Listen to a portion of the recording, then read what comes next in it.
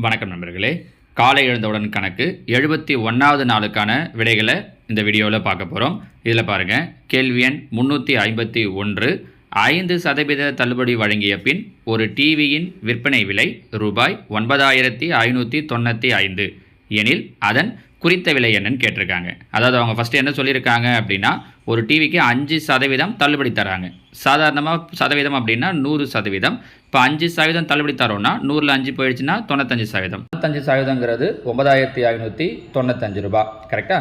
அப்படின்னா நம்ம கண்டுபிடிக்க வேண்டியது குறித்த விலை, அதாவது 100% என்னன்னு கண்டுபிடிக்கணும். அப்போ பாருங்கள், 9595 இந்த பெருக்கல் இருக்கிற 95%ங்கிறது இந்த பக்கம் வந்தால் வகுத்தல். அவங்க கேட்குறது அதோட குறித்த விலைன்னும் போது இன்ட்டு 100%.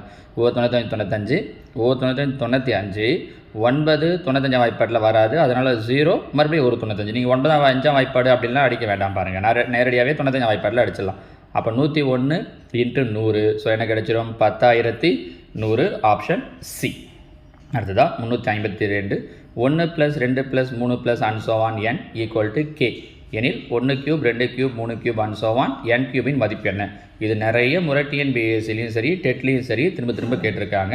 ஒன்றுமே இல்லை, இப்படி 1 2 3 கொடுத்துட்டு அதை க்யூப்பில் கேட்குறாங்கன்னா இந்த பக்கம் என்ன கொடுக்குறாங்களோ ஈக்குவல்ட்டுக்கு இந்த பக்கம் அதை ஜஸ்ட்டு ஸ்கொயர் பண்ணால் போதும். இங்கே அவங்க க்யூப்பில் கேட்டிருப்பாங்க, ஆனால் நாம் என்ன பண்ணணும் அப்படின்னா ஸ்கொயர் பண்ணணும். So answer K square. இதில் அவங்க என்னெல்லாம் மாற்றி கொடுப்பாங்கன்னா, இப்போ சமீபத்தில் நடந்த ஒரு டிஎன்பிஎஸ்சி எக்ஸாம்பிள் கூட இந்த கேவுக்கு பதில் ஒரு நம்பர் கொடுத்தாங்க. இப்போ உதாரணத்துக்கு 365 இதே வேல்யூ கொடுத்துட்டு ஈக்குவல் டு 365 கொடுத்துட்டு இங்கே க்யூப்பில் கேட்குறாங்கன்னா ஜஸ்ட் நம்ம என்ன பண்ணால் போதும், 365 ஸ்கொயர் பண்ணால் போதும். இந்த மாடல் நல்லா ஞாபகம் வச்சுக்கோங்க. இதில் அவங்க ரிப்பீட்டடாக நிறைய கொஷின்ஸ் கேட்குறாங்க. சரியா? அடுத்த 353. ஒரு புள்ளி விவரத்தின் மாறுபாட்டு கெழு 57, அதன் திட்ட விலக்கம் 6.84 எனில் புள்ளி விவரத்தின் கூட்டு சராசரி. இது நம்ம ஏற்கனவே மாறுபாட்டு கெழுக்கு ஃபார்முலா சொல்லியிருக்கோம் பாருங்கள். CV = σ/x bar into 100%. கரெக்டாக? CVங்கிறது மாறுபாட்டு கெழு. மாறுபாட்டு கெழு எவ்வளோ கொடுத்துட்டாங்க அப்படின்னா 57. சிக்மாங்கிறது திட்ட விலக்கம் எவ்வளோ கொடுத்துருக்காங்கன்னா 6.84 x பார் சராசரி. x பார்ன்றது சராசரி, அதுதான் தெரியாது. இன்ட்டு 100%. பர்சன்டேஜ் போட்டாலும் ஓகே, போடனாலும் ஓகே. இந்த எக்ஸ் பார் இங்கே கொண்டு வரும். அப்போது இந்த 6.84 இன்ட்டு 100 பெருக்கிட்டோம் அப்படின்னா 684/57. நீங்கள் நேரடியாக 57 கேன்சல் பண்ணுறேங்க, சிம்பிளாக தான் இருக்குது. 57 இங்கே பாருங்கள், 68ல் 57 மீதி 11, 114னா அப்போ 2 முறை 57 வரும். So answer 12, option B. இல்லை 57 பண்ண கஷ்டமாக இருக்குன்னா நீங்கள் 3ஆல் பண்ணணும், மறுபடியும் நீங்கள் அடுத்தடுத்து பண்ணுறது மாதிரி தான் இருக்குன்றதால இப்படியே ஈஸியாக பண்ணிடலாம். சரிங்களா?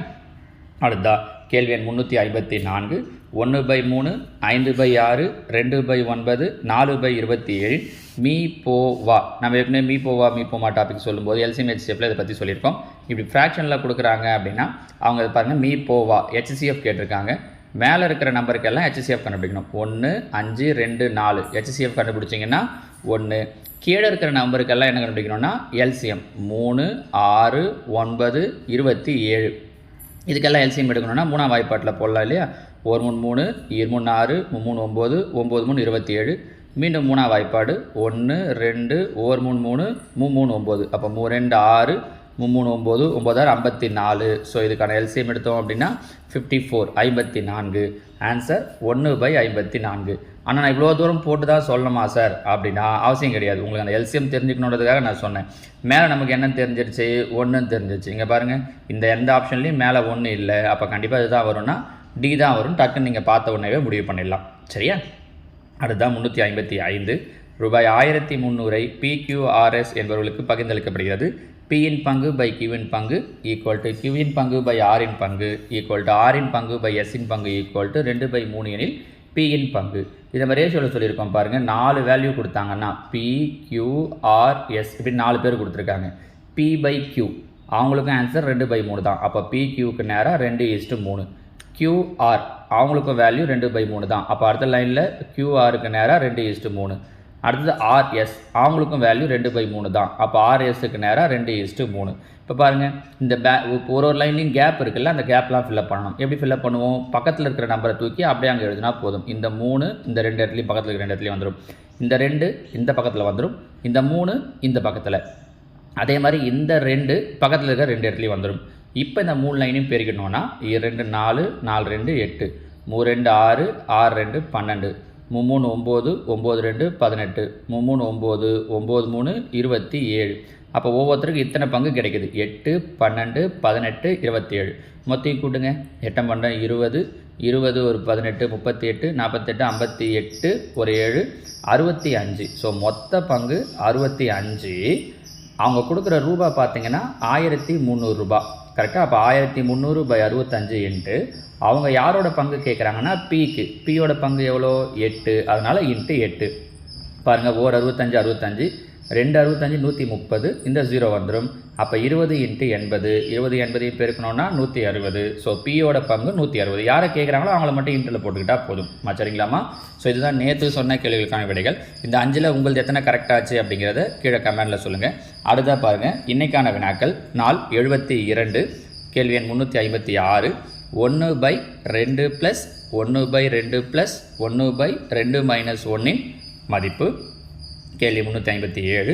20 சென்டிமீட்டர் பக்களவாக கொண்ட கனசதுரத்திலிருந்து 5 சென்டிமீட்டர் பக்களவாக கொண்ட கனசதுரங்கள் எத்தனை வெட்டி எடுக்கப்படலாம்? 358. √30 + √30 + √30 மதிப்பு. நம்ம இதுக்கு ஏற்கனவே ஷார்ட்கட் வீடியோவில் எப்படி ஈஸியாக சொல்கிறதுன்றதை பார்த்துருக்கோம். 359. ரூபாய் 15,000க்கு 2 ஆண்டுகளில் கிடைக்கும் தனி வட்டிக்கும் கூட்டு வட்டிக்கும் உள்ள வித்தியாசம் ரூபாய் 96 எனில் வட்டி வீதம். கேள்வி எண் 360. √2n = 64 எனில் n = what? சரிங்களாம்மா? இந்த 5 கேள்வி விடைகளை கீழே கமெண்டில் சொல்லுங்கள். நாளைக்கு நான் உங்களுக்கு இதுக்கான ஆன்சர்ஸை சொல்கிறேன். ஓகேவா? தேங்க்யூ.